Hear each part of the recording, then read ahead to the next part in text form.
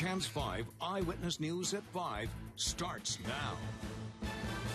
We are strongest when we are unified and when we work together for the common good.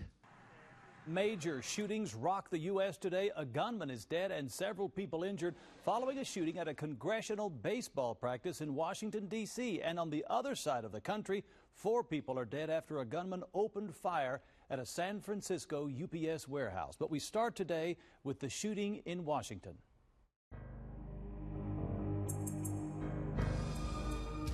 Let's take a look at what we know now. Around 6:30 a.m., the GOP baseball team started their regular morning practice. At 7:09, police received a call about shots fired at that practice. Shortly after, at 7:12, Alexandria police arrived at the park and then exchanged fire with the shooter.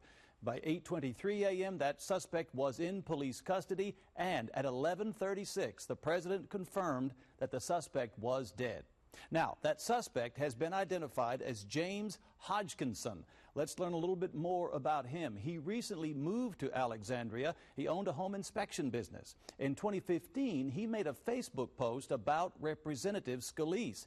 He also volunteered for Bernie Sanders' presidential campaign.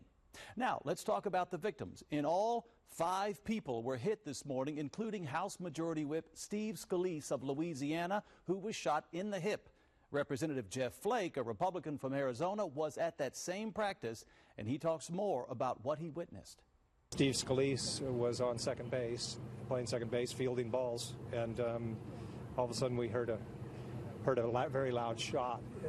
Everybody thought that sounds like a gun, and the gunman was over by the third base dugout. He dragged himself after he was shot from near second base about 10 or 15 yards into the field.